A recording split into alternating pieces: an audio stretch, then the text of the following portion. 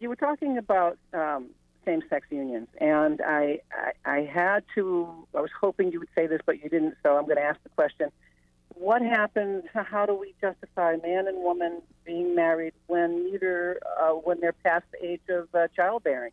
Or let's say one is sterile and they cannot reproduce. Sure, absolutely. I appreciate it.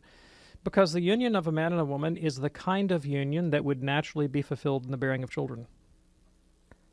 Now, even if the union does not in fact succeed in producing children, like, I understand the kind of union that I'm engaging in. And I'm not just talking about the bodily aspect. Right? I'm not just talking about the physical union, the sexual union of man and woman, although that's included. Like, but there's an entire constitution of relationship. You understand, if you're a married person, you know what I'm talking about. That is like, at a certain age, couples, their sexual life is going to diminish as they get older.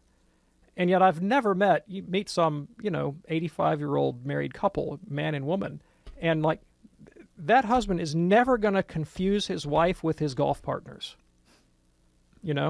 She is never going to confuse her husband with, the members of the women's altar sodality that she meets with, right? I mean, it's a different kind of union. Right. And it's the kind of union that is naturally fulfilled in the bearing of children.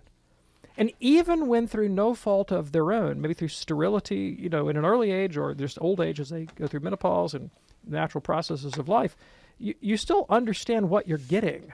And, when I was a child, and you had the same experience, and I would go visit my grandparents, it was no stretch for me to grasp that my grandparents, who did not have small children running around, like their kids were grown, they were not bearing kids, that they were involved in the same kind of union that my parents had.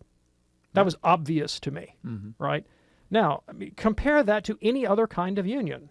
Now, to single out homosexuality seems to me quite arbitrary. Why not pick tennis players?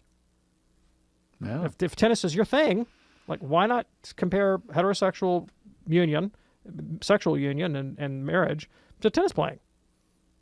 And then, would a child have the same response? If I go see my dad with his tennis partner, would I be in danger of confusing his union with his tennis partner with his union to my mother and think that they're really just the same thing? It's just the same kind of union. No, it's absurd. Of course.